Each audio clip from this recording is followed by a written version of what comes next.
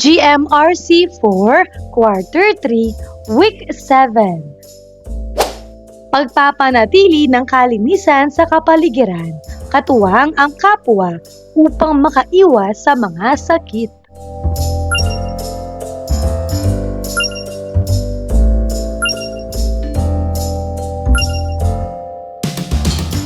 Matatag curriculum, bansang makabata, batang makabansa, with me, Teacher KMT.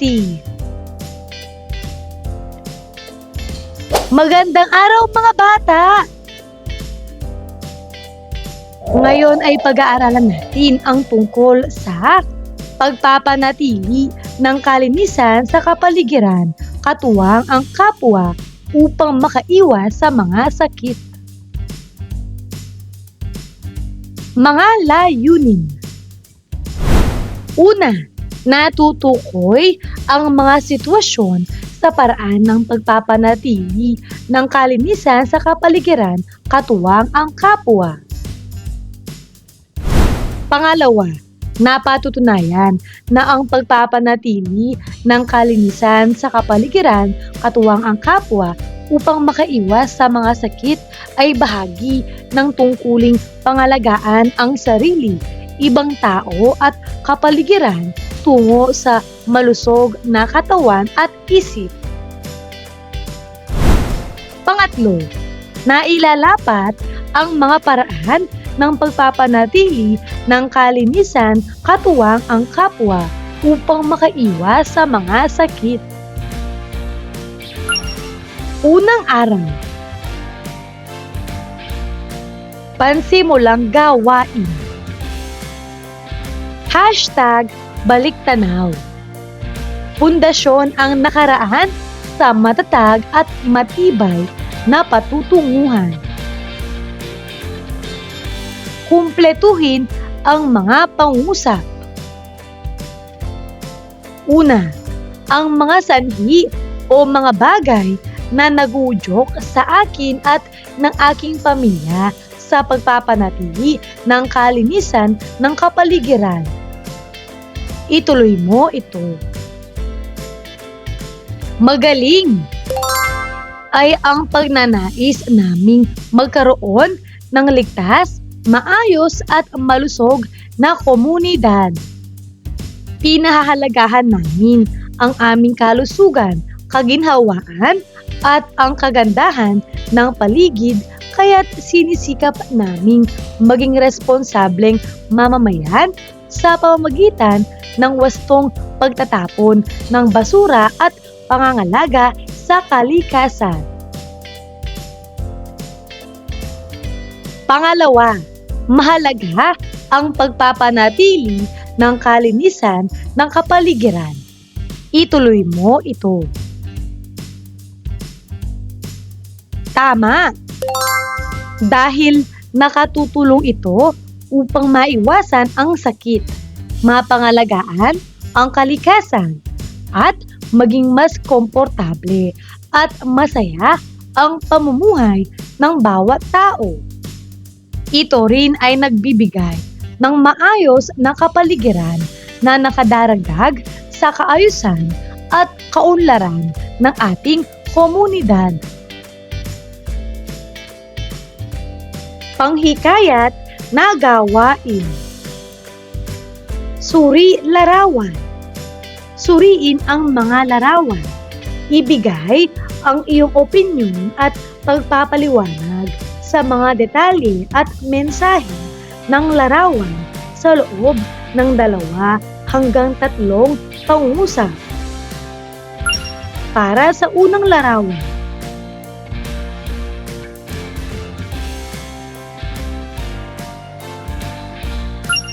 pangalawang larawan,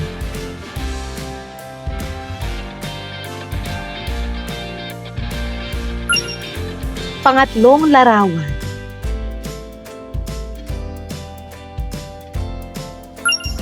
at ang panghuling larawan.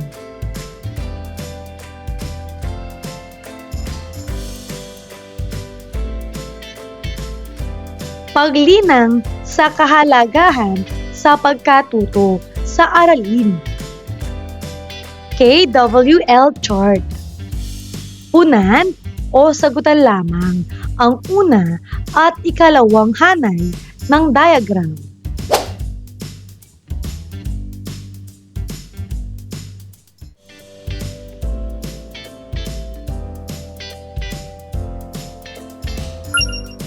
Ikalawang araw. Unang aralin, mga pamamaraan ng pagpapanatili ng kalinisan ng kapaligiran. Pagproseso ng pag-unawa. Ang mga pamamaraan ng pagpapanatili ng kalinisan ng kapaligiran ay mahalaga sa maraming aspekto ng buhay. Ito ay hindi lamang naglalaan ng mga benepisyo sa kasalukuyang henerasyon, kundi naglalagay rin ng pundasyon para sa pangmatagalang kalusugan ng kalikasan at ng mga tao na naninirahan dito. Narito ang ilang madali at epektibong paraan na maaari nating piliin o gawin upang bawasan ang araw-araw nitong epekto at makagawa ng malaking pagbabago sa mundo. Una, magdala ng mga reusable na bag sa grocery store o sa anumang ibang pag-aayos na may kinalaman sa pamimili upang bawasan ang paggamit ng disposable na mga bag. Pangalawa, gumamit ng reusable na bote ng tubig. Ang paggamit ng reusable na bote ng tubig ay hindi lamang lubos na makakabawas sa dami ng single-use plastic, makakatipid rin ito sa gastos. Pangatlo, tumanggi sa mga single-use na gamit. Tandaan kung gaano kadalas ka umaasa sa mga single-use na gamit at piliin na palitan ito ng mas sustainable na mga bersyon. Ang pagtanggi sa mga plastic na straw at disposable na kubyertos kapag lumalabas at ang pagdala ng sarili mong lalagyan para sa natirang pagkain ay ilan sa mga paraan na maaari nating simulan ngayon. Pang-apat, siguruhin na ang iyong basura ay napupunta sa tamang lugar. Gawin ang iyong makakaya upang tiyakin na ang iyong itinatapon na basura ay napupunta sa tamang lugar. I-recycle ang mga material na maaaring ma-recycle sa iyong lugar at tiyakin na bawasan ang posibilidad na ang iyong basura ay mapunta sa kalikasan sa pamamagitan ng paglagay ng takip sa iyong lata ng basura kapag ito ay nasa labas. Panglima, ang pagka-compost sa bahay ay nagpapabawas ng dami ng basura na ipinapadala sa mga landfill at nagpapababa ng tsansa na maging marine debris ang ilang produkto. Pinatnubayang pagsasanay. #TalaKaranasan. Tala at usapan tungo sa mabunga at makabuluhang ugnayan at talakayan. Magbigay ng 3 aktibidad na naranasan mong gawin kasama ang inyong pamilya at mga kamag-aral para mapanatili ang kalinisan ng sumusunod. Una, tahanan. Magbigay ng 3 sagot. Mahusay. Una, naranasan naming maglinis ng sala at magwalis ng bakuran tuwing weekend. Pangalawa, nagkaroon kami ng gawain sa paghihiwalay ng basura. Pangatlo, sama-sama kaming nag-aayos at naglilinis ng mga gamit upang maiwasang magkaroon ng kalat at sobrang basura sa bahay. Para naman sa paaralan,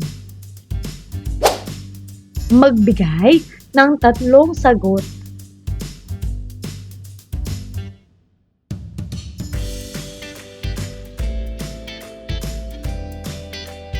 Magaling. Una, naranasan naming maglinis ng silid-aralan sa pamamagitan ng pagwalis at pagpunas ng mga mesa. Pangalawa, nagpalit-palit kami ng tungkulin sa pag-igib ng tubig at pagdidilig ng mga halaman sa paligid ng paaralan. Pangatlo, sumali kami sa clean-up drive ng klase kung saan nagtipon kami ng kalat sa paligid ng campus at inilagay sa tamang basurahan. Tanong, mahalaga ba na katulong ang bawat kasapi ng pamilya at paaralan sa pagpapanatili ng kalinisan? Bakit? Tama! Opo, mahalaga na katulong ang bawat kasapi ng pamilya at paaralan sa pagpapanatili ng kalinisan dahil mas nagiging magaan at mabilis ang trabaho kapag nagtutulungan. Nakakatulong din ito upang maging maayos, ligtas at malusog ang kapaligiran para sa lahat. Ang kooperasyon ng bawat isa ay nagtataguyod ng disiplina at responsableng pag-uugali. Para sa kasunod na gawain, #talasapan, tala at usapan tungo sa mabunga at makabuluhang ugnayan at talakayan. Basahin ang kwento Baha, Dulot sa Basura. Batay sa kwento, bumuo ng sariling kahulugan sa mga ibinigay na mga salita sa unang hanay. Sa ikalawang hanay, sagutin ang mga tanong na nakapaloob dito. Basahin na natin. Baha, dulot sa basura. Ito ay isinulat ni Blaine Mia Ikasama. Si Henry ay mahilig magrumi ng kapaligiran. Hindi niya iniisip na masama ang kaniyang ginagawa. Tapon doon, tapon dito. Iyan ang lagi niyang ginagawa araw-araw. Kahit na inapagalitan na siya ng kaniyang ina, ay hindi pa rin siya sumusunod dito na huwag magkalat. Palibhasay, may katulong silang laging inuutusang maglinis ng kalat sa loob at sa labas ng kanilang pamamahay. Dumating ang panahong kailangang umuwi ang kanilang kasambahay sa probinsya at walang ibang katulong ang pumalit dito. Kaya obligado si Henry na gawin ang mga utos sa kanilang pamamahay sa loob o sa labas man. Isang umaga, ipinatapon ng kaniyang ina ang sako-sakong basura sa may eskinita kung saan doon kinukuha ng mga basurero ang mga basura. Ngunit dahil sa pagiging tamad ni Henry, itinapon niya ito sa likod ng kanilang bahay kung saan may ilog doon. Hindi alam ng ina ni Henry ang kaniyang ginawa kaya hindi siya napagalitan nito. Isang gabi habang si Henry ay mahimbing na natutulog, napakalakas na ulan ang humagupit sa kanilang bayan hanggang sa bumaha. Pumasok sa loob ng kanilang bahay ang tubig at ang iba't ibang klase ng mga basura. Nagulantang ang ina ni Henry sa nangyari. Siya ay nalito kung bakit may mga basurang nagkalat sa loob ng kanilang bahay kung ipinatapon niya ito.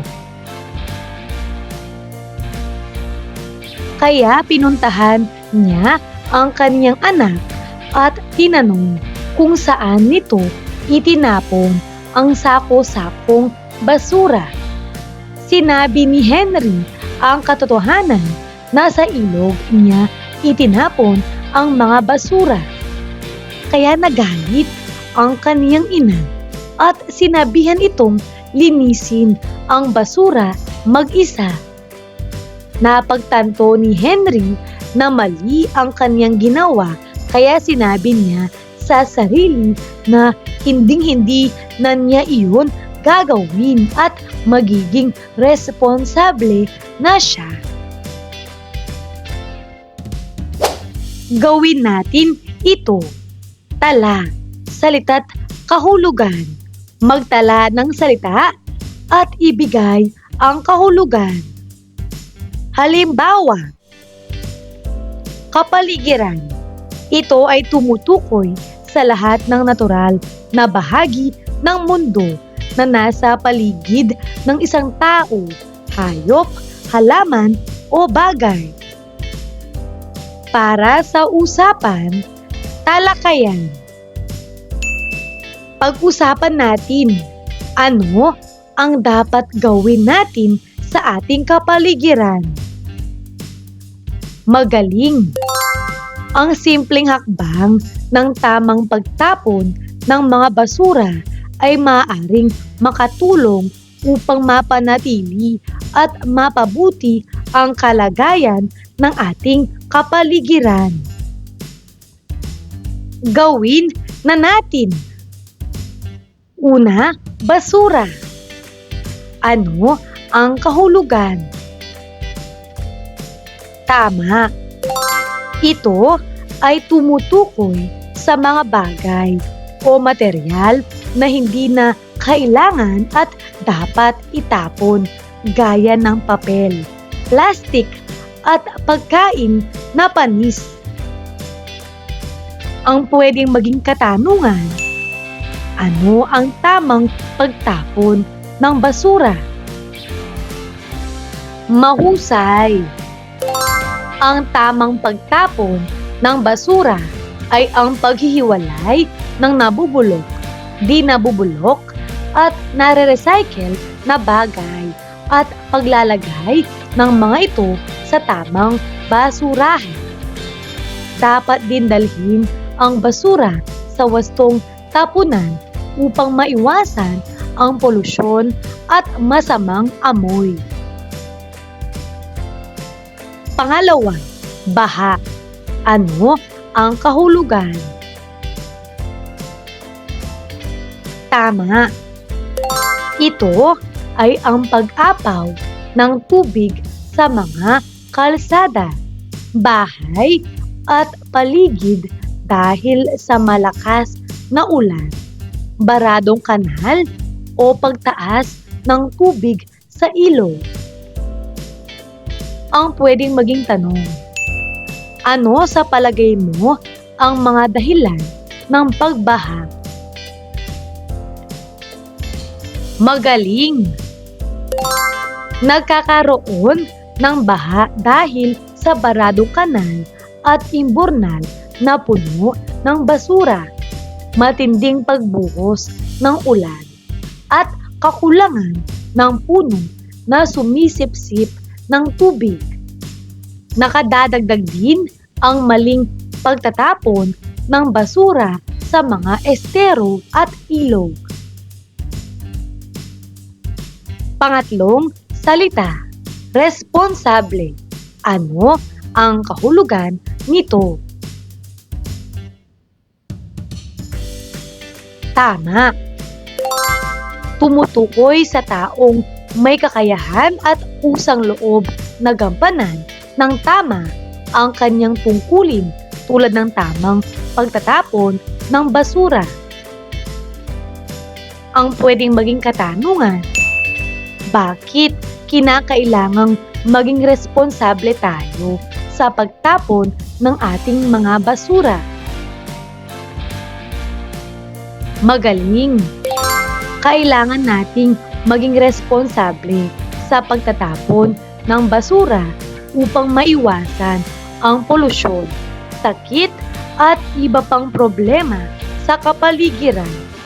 Kapag responsable ang bawat isa, nagiging mas malinis, ligtas at maayos ang ating komunidad. Pang-apat, kalinisan. Ano ang kahulugan nito? Tama! Ito ay ang pagiging malinis ng isang lugar, bagay o kapaligiran na walang dumi, basura o anumang nakakasama sa kalusugan. Ang pwedeng maging tanong, gaano kaimportante sa iyo ang kalinisan ng ating kapaligiran? Mahusay!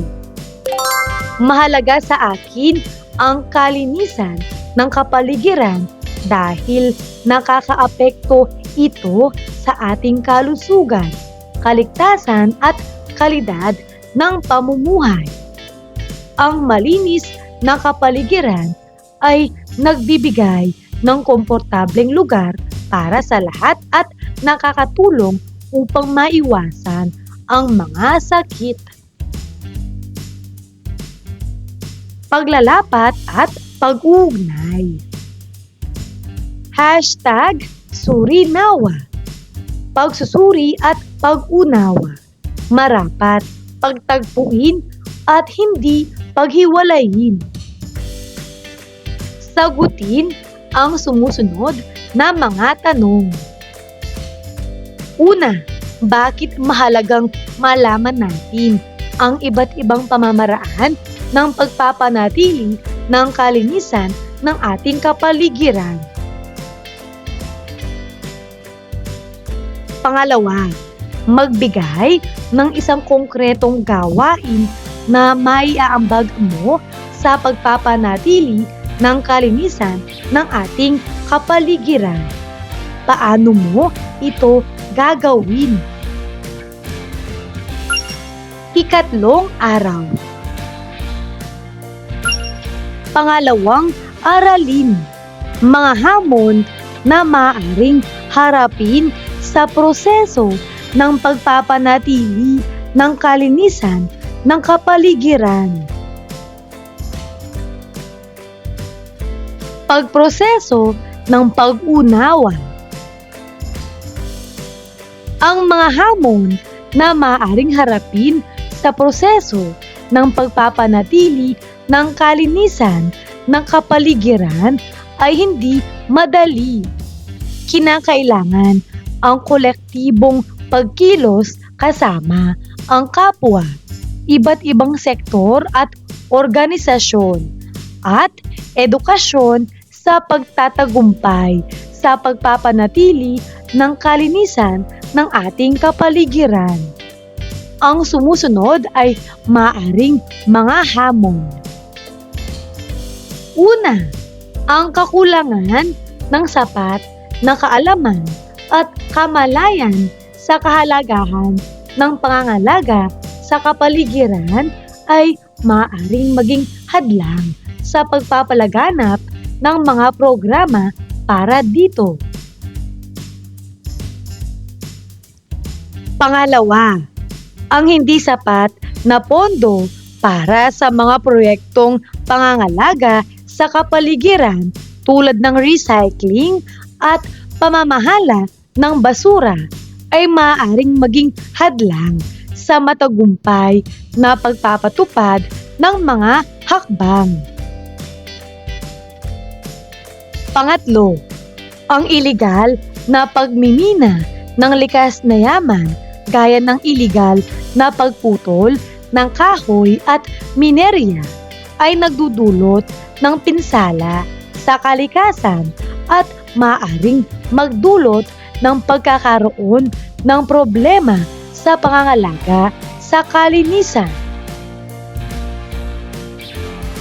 Pang-apat, ang hindi paggamit o kawalan ng teknolohiya para sa epektibong pamamahagi ng impormasyon tungkol sa pangangalaga sa kapaligiran ay maaaring maging sagabal. Panglima, ang hindi maayos o kakulangan ng koordinasyon sa pagitan ng iba't ibang sektor at ahensya ng lipunan ay maaaring magbunga ng hindi epektibong pangangasiwa sa kalinisan ng kapaligiran. Pang-anim, ang hindi pagpapahalaga sa kahalagahan ng pangangalaga sa kalikasan sa mga patakaran ng pamahalaan at komunidad ay maaaring maging hamon sa pangmatagalang pagpapabuti. Pang-pito, ang pangangailangan sa pang-ekonomiyang pag-unlad at komersyalisasyon ay maaaring maging sagabal sa pagpapanatili ng kalinisan, lalo na kung may mga industriya na hindi sumusunod sa mga patakaran para dito. Pang-walo, ang epekto ng climate change tulad ng pagtaas ng temperatura at pag-ulan ay maaaring magdulot ng mas malupit na pagsubok sa pagpapanatili ng kalinisan ng kapaligiran. Pang-siyam, ang kakulangan ng edukasyon tungkol sa mga paraan ng wastong pangangalaga sa kalikasan at kahalagahan nito ay maaaring maging hadlang sa aktibong pakikiisa ng komunidad. Pang-sampu, ang kawalan ng interes ng ilang sektor ng lipunan sa pangangalaga ng kapaligiran ay maaaring maging hamon sa pagsasagawa ng mga proyektong pangangalaga. Pinatnubayang pagsasanay. Gagabayin ka ng iyong guro para sa gawain ito.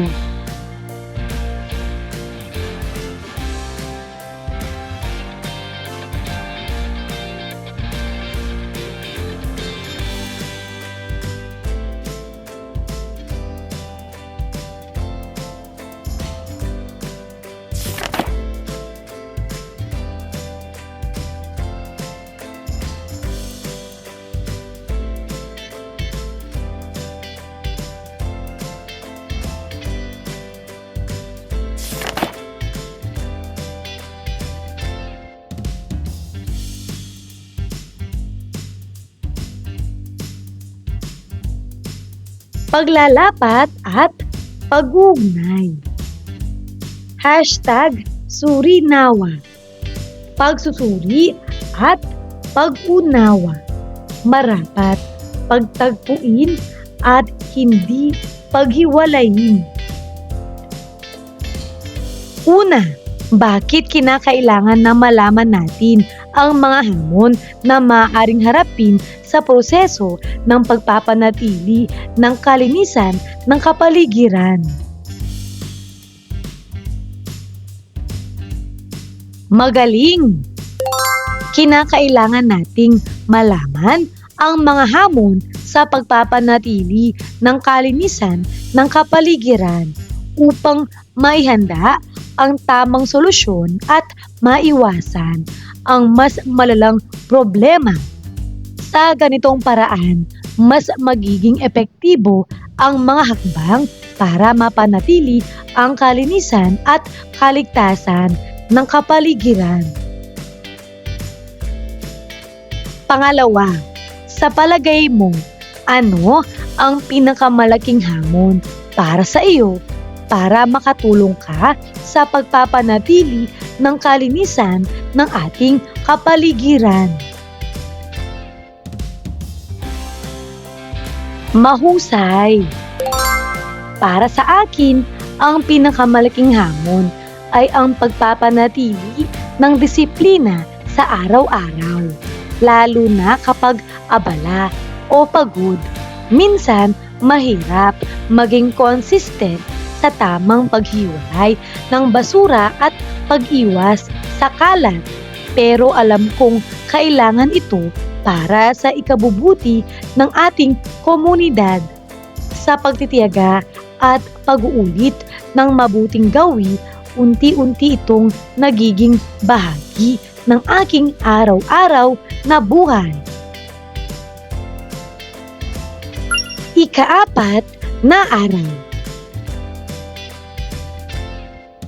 Pabaong pagkatuto. Gawain. #ang tanong, ang sagot. Isip ang gamitin. Ugnayan ang kapalit. Sa pamamagitan ng mga larawang ito, bumuo ng isang tanong at isang sagot batay sa paksang pamamaraan para mapanatili ang kalinisan ng kapaligiran upang makaiwas sa sakit.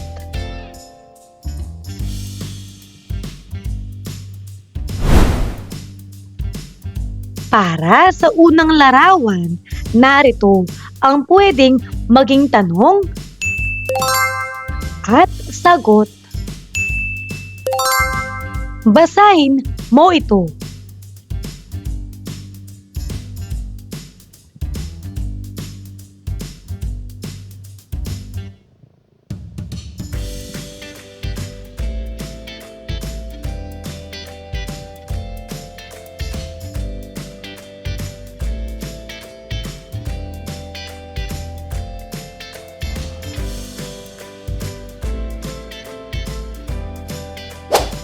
Para sa pangalawang larawan, narito ang pwedeng maging tanong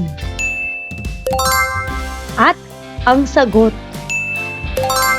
Basahin mo ito.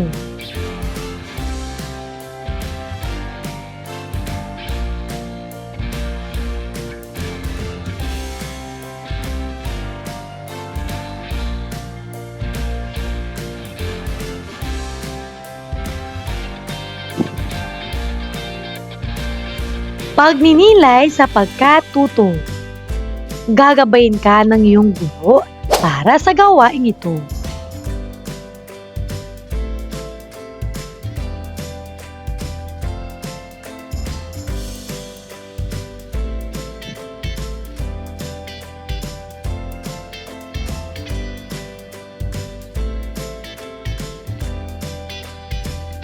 Pagsusulit.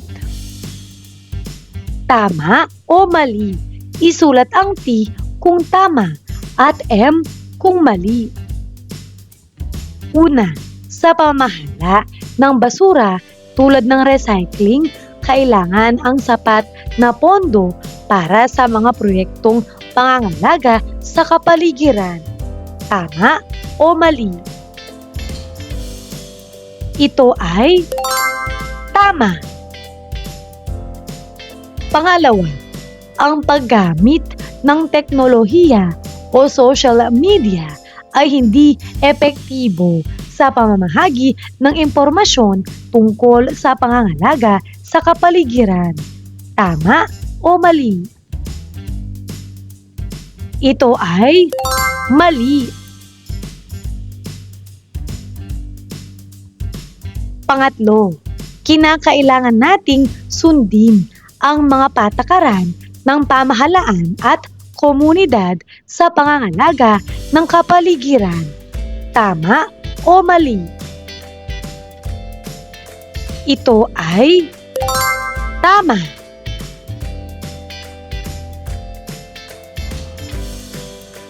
Pang-apat, ang epekto ng climate change tulad ng pagtaas ng temperatura at pag-ulan ay maaring magdulot ng mas malupit na pagsubok sa pagpapanatili ng kalinisan ng kapaligiran. Tama o mali? Ito ay tama. Panglima, ang pagtanggi sa mga plastic na straw at disposable na kubyertos kapag lumalabas at ang pagdala ng sarili mong lalagyan para sa natirang pagkain ay ilan sa mga paraan na maaari nating simulan ngayon. Tama o mali? Ito ay tama.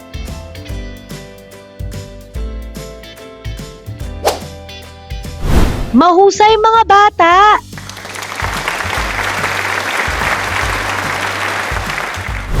Ano ang mga natutuhan mo sa araw na ito?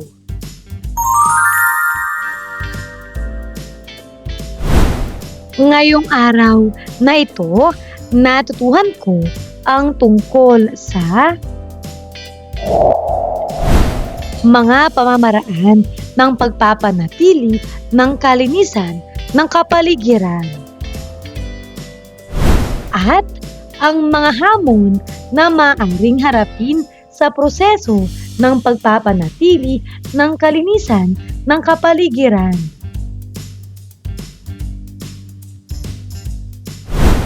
Maraming salamat sa pakikinig mga bata! Sana ay may natutuhan kayo. Huwag mong kalimutan pindutin ang like, share, at subscribe.